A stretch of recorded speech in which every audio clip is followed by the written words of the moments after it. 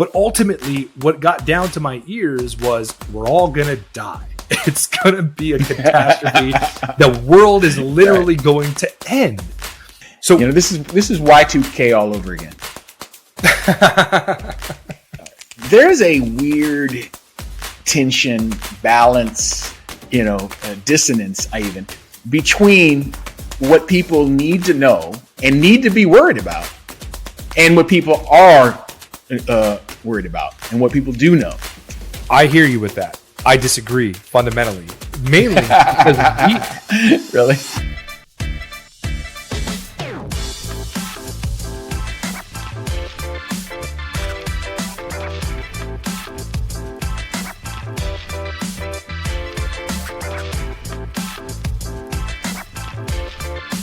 Hey everybody, welcome back to the Cyber Guys podcast, the cybersecurity podcast for everybody. I'm Andrew Valencia, joined as always by Mike Hill. And today we're looking at the World Economic Forum cybersecurity outlook for 2023 that spawned such headlines like catastrophic mutating event will strike the next 2 years or catastrophic cyber event in the next 2 years guaranteed. But first, please hit the subscribe button if you haven't already. Hit that like button. And if this is your first time joining us, welcome. Thanks for joining us. And if you're coming back, welcome on back. All right, let's jump into it. Andrew, this is going to be a great topic today because everyone in our space, all of our customers, everyone who is a consumer of cybersecurity is quick to think that cybersecurity professionals are all about scaring you, being calamity howlers, end of the world is nigh type stuff. So let's break down the latest iteration of this very thing. This is going to be good. Yeah. So every year, the World Economic Forum comes together. They typically come out with a report. They title the Cybersecurity Outlook for the next 12 months, the next year. And in it, it details a lot of the research that they've done, what they see at a global scale. And recently, if you've looked in the headlines, you'll see that there have been quite a lot of headlines that state World Economic Forum or Davos 2023, states catastrophe, cybersecurity apocalypse. Popular Mechanics had a catastrophic mutating event will strike the world in 2 years, report says. So the question we ask today is that accurate? Is that, even if it is accurate, is it helpful? Or does it contribute to something that we've talked about before? Security fatigue. So this is Y2K all over again. I don't know that it's Y2K all over again. And here's the only reason why I disagree.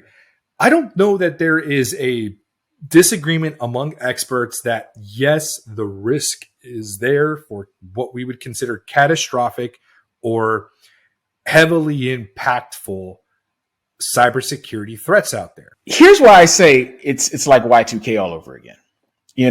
Anyone in the 90s when I was really just getting into the cybersecurity space, but was already, having been in IT and being a computer scientist for a while, in the mid 90s, a light bulb went off in the minds of a lot of people that, hey, we've built all these computer systems, critical infrastructure computer systems, with only a 2-digit date for the year.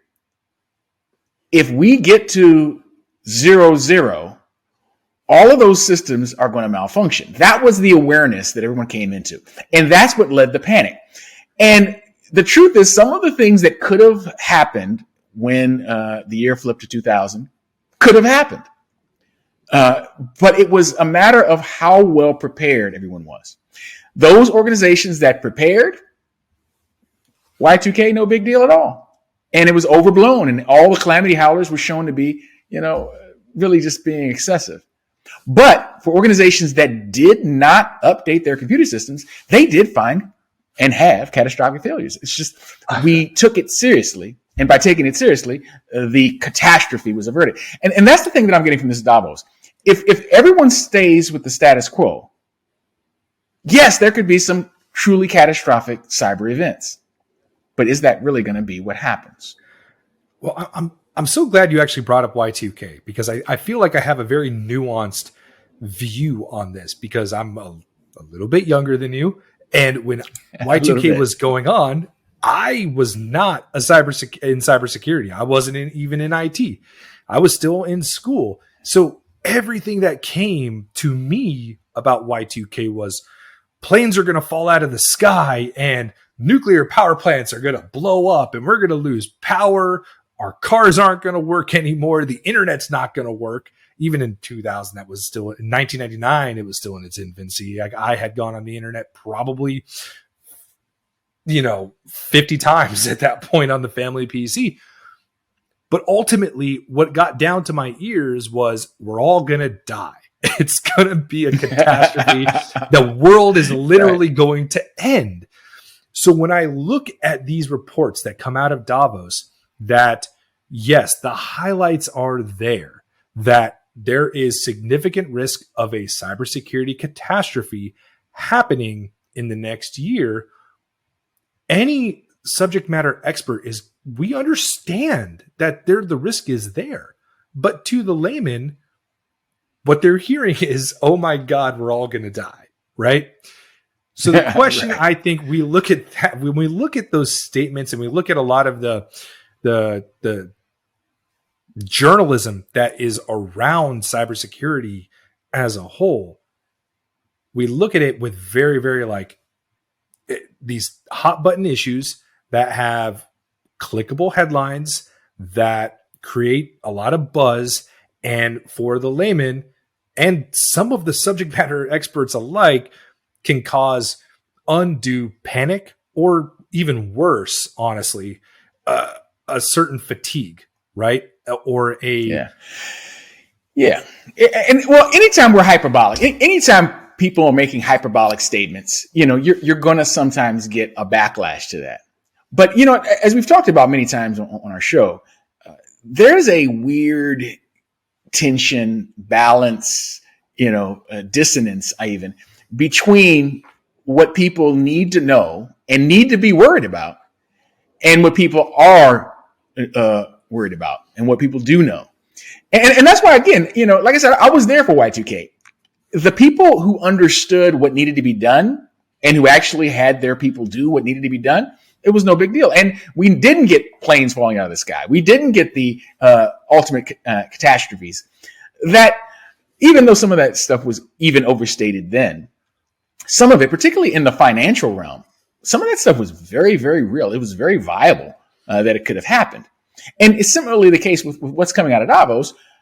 If we don't improve cybersecurity infrastructure and even the psychology of developing and maintaining security on systems and the need for it, if that doesn't change, then we are just one good hack away from something that would be potentially devastating to either the economy, the critical infrastructure, or something else, maybe something worse. But let's take a look. I mean, what did they say? Yeah, so I mean, I think the important thing to remember about the World Economic Forum's cybersecurity outlook for 2023 is the things that don't make the headlines, right? First and foremost, I mean, I would love to go through. They had a panel called "Protecting Cyberspace Amid Exponential Change," and of course, the baseline of all of the argument here is that the cybersecurity space is ever evolving, right? The threat landscape is evolving almost at an exponential rate, right? So yes, there's cause for concern. Now, before we go through all the bad, oh God, the world's going to end and planes are going to fall out of the sky, gas pipelines are going to blow up, I think it's actually important to look at some of the positives that have come out of this, right? So the cybersecurity outlook, the report that they've published, which, we'll link down in the description below, had some actual positive spots. One of the ones I want to talk about is the state of communication between cybersecurity experts and business leaders. And overall, and we'll put this up on the screen so you can see it, but overall, we've seen an increase in not only awareness of cybersecurity risks, but an overall increase in the understanding and acceptance of the importance of cybersecurity, which that's a big win. Big win for our guys. big win. Right? Because that was not the case. Even recently. It was right. So that's a big win. Big shift in the past year. Right? That essentially we have gained ground in the conversation between business leaders and cybersecurity experts. We have come together more so than we have in the past. Now, I don't get me wrong. The numbers aren't great. We're not even. It's just better. It's just better. So let's bring that up. So right now, there is consensus amongst business leaders and cybersecurity experts and cybersecurity leaders that, with regards to them both strongly agreeing to sector-wide, or the need for sector-wide regulatory enforcement that would increase cyber resilience. What does that mean, right? More regulations, more laws, more need for governance and compliance, right? So 17% of cyber leaders and 29% of business leaders agree on that. That's a lot more than has been in the past. Now, yes. Mike and I, but we have to be honest though. Even though it's more than what used to be passed, both of those are minorities, not majorities. But it's improvement. So we take our wins where we can. So I've tried to be an optimist on this one. Yeah, but ultimately, you got to look at the inverse of the number. I mean, the other side of that number is 70% don't. 70% either agree or neither agree, or I'm sorry, neither agree or nor disagree, or disagree or strongly disagree with that sentiment. There's 70 some odd % of business leaders out there that do not think we need more governance compliance in the cybersecurity industry.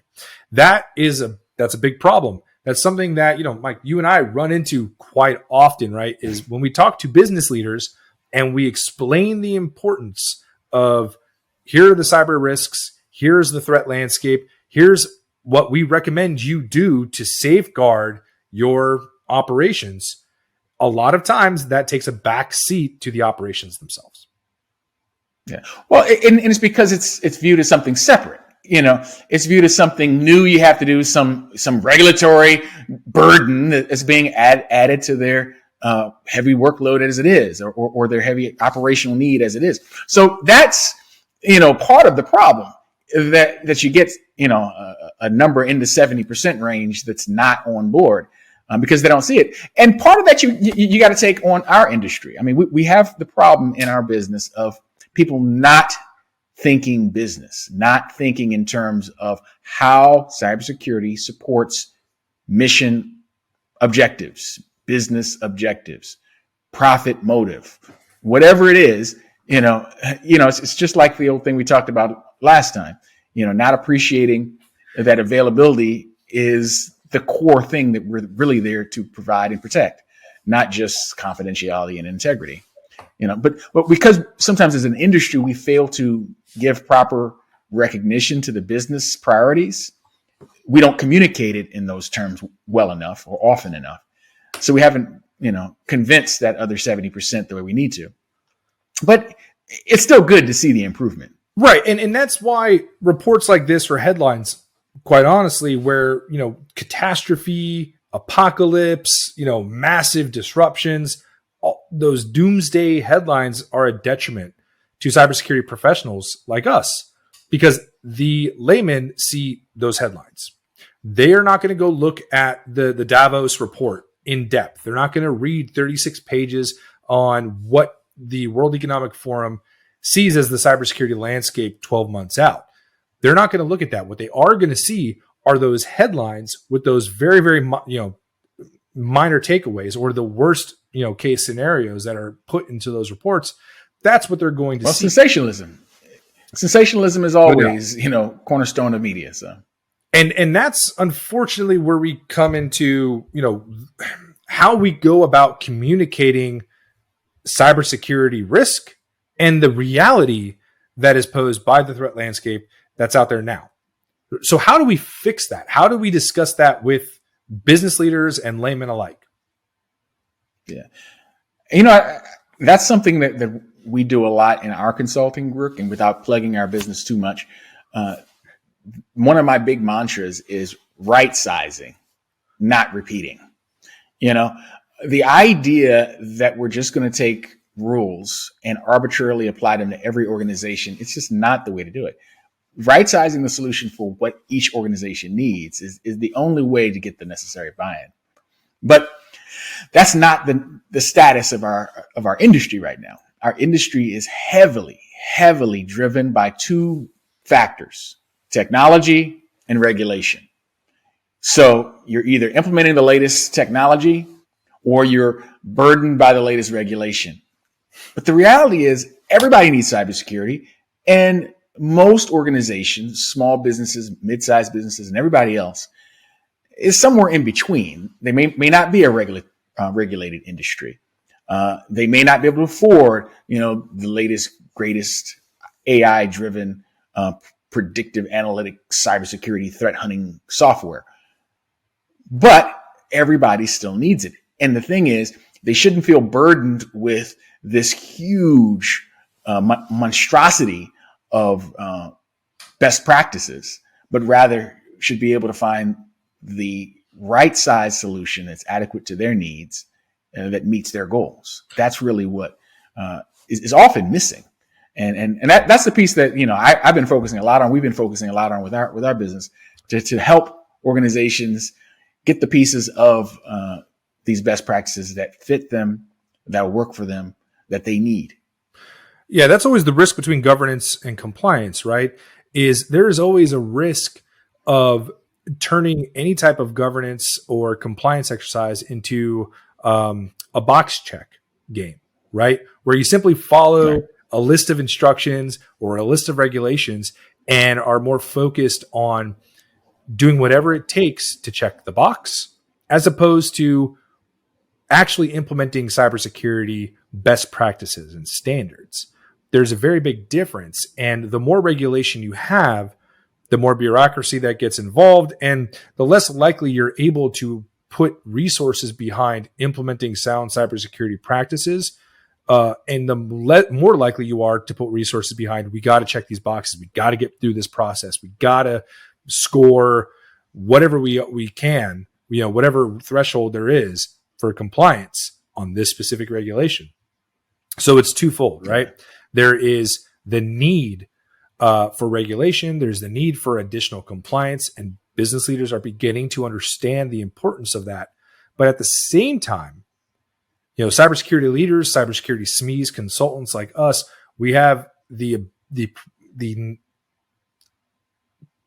need to really, we have the responsibility to communicate real world application of cybersecurity, right? The need, the risk, the actual threat landscape that's out there, and how just checking a box just won't simply pass muster.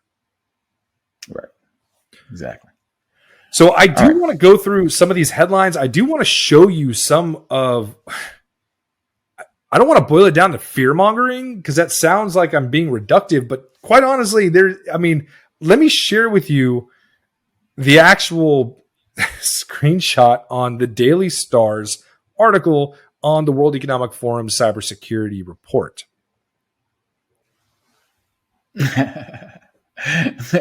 All right, it doesn't look good when you start off with guys in that's these biohazard suits. I mean, the picture of guys in biohazard suits. Okay, that's the first thing you see. Guys in biohazard suits. I mean, what are they dealing with? A radiation leak? I mean, and I guess that's the point. A nuclear meltdown caused by a cyber attack. That's the idea that they're really pushing here. But my goodness. Right. Yeah, that's ridiculous, right? I mean, it goes on to further catastrophize this scenario, right? Where quote, some worry that a worldwide cyber attack could cause, quote, apocalyptic scenarios due to the fall of critical infrastructure. Now, don't get me wrong. Critical infrastructure is in sore need of a boost in cyber defense. That doesn't mean it's not being done. Yeah, that doesn't mean it's not being done. I mean, that was the whole reason why NIST turned their attention to the private sector with the cybersecurity framework. That's the whole reason that guidance has been given from the government, and even new regulations have been applied. But yeah, you show this colorful drawing of deadly viruses and guys in biohazard suits, and say, "Ooh, what if they hacked into a place where they're experimenting and studying the most deadly viruses in existence, and all of a sudden now that's been contaminated the water table, and now it's spreading from patient zero around the world, all because of a cyber attack that targeted these bioresearch facilities." Okay, yeah, that's a scary thing. Sure, put it on the cover. Why not? Come on, man. That's sensationalism at its worst. It's not great. And then when you actually like peek back behind what we're talking about here, this is a quote from the Albanian prime minister that, basically they're saying, hey, the societal collapse from a catastrophic cyber attack could be worse than what we saw with COVID-19. And I know every cybersecurity SME that hears that goes, duh. Like, we know that. It's true. We understand that. We get that. We have a full understanding of what could happen. But to the layman, what does that do? Right? What is it doing except anything but sensationalizing and really catastrophizing something that perhaps doesn't need catastrophizing? Yeah. But, the thing is, I hate to straddle between two different perspectives on this, but I kind of have to. On one hand, when you don't create this level of fear, concern, angst, the motivation to get people off their tuckuses to do something is just not there. I go back again to Y2K because I lived through it. We worked in it. I worked with Y2K remediation teams. So I was in the business. I was right there dealing with it, 25 years ago. But here's the thing. If people were not as afraid of what could happen when all those computer systems flipped from 99 to 00, if they weren't made fearful of that, I don't know that we wouldn't have been. I don't know if we wouldn't have been successful. We may not have been as successful as we were. I mean, lots of money, a lot of attention, a lot of energy went into preventing, the things that were more likely to occur. I mean, there were certain things that were sensationalized. There's just no way those things were going to happen. It was an exaggeration designed to just get people, to tune into the news. But at the same time, without that overreach, without that overstep, I don't know that the Y2K team that I worked with would have been properly funded and staffed. So I don't know. Maybe not. I fully understand and appreciate that viewpoint 100%. But I think there's something fundamentally different about Y2K versus the cyber security risks that we're seeing today. And that's the responsibility of the everyday user that's involved. Now that's true. But let's not miss the more fundamental difference. You see, with Y2K, there was a specific date. We have a deadline. There was a clear objective. We have to turn these 2-digit dates into 4-digit dates or scuttle these systems that, rely on the 2-digit dates. It was very, very clear when it needed to be done and what needed to be done. This is a very different situation. We have amorphous threats coming from countless different directions, and there's no one solution. And yes, like you mentioned, part of it is on the users, but even beyond the users, there is an infinite number of vectors that could be utilized to target some of these critical systems, which makes, frankly, some of this calamity howling even more credible than some of the things people said about Y2K. I hear you with that. I disagree fundamentally, mainly because Really? well, we know that what is the number one vector of attack when it comes to cybercrime and to hacking and to breaches? Yeah, phishing, Human. users, exploiting the human weakness. Exactly. The everyday user, some of the very same business leaders that do not think cyber risk is very important to pay attention to, they are part of the problem, no question. they are part of the problem. And so when you take that and you marry that up with the idea that there's a catastrophe coming, there's not much you can do about it, the problem is systemic, you as an everyday user are going to hear those headlines and go, what am I supposed to do? Yeah, no, I take your point. I do. I take your point. But my point is really addressing a different side of it, though. And that's the side of why some people who are not as ambivalent also feel like it's hopeless. Because again, how is the enemy going to attack? Who knows? Yes, will it probably have something to do with the vector that's used most often, which is getting an unwary privileged user to unwittingly give someone access?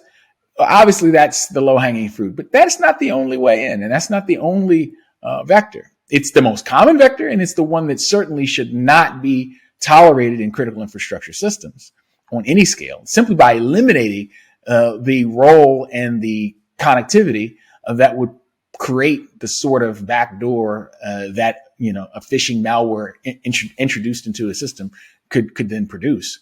But that having been said, we still don't really know.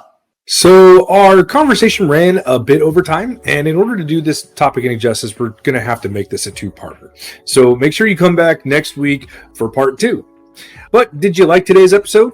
Well, if you did, drop us a like and share with a friend. Also, make sure you're subscribed to the channel so you can get all of the good Cyber Guys content that's coming your way. Leave a comment. Tell us if you agree or disagree down below. And remember, stay safe, be secure, be sure. We'll see you next time.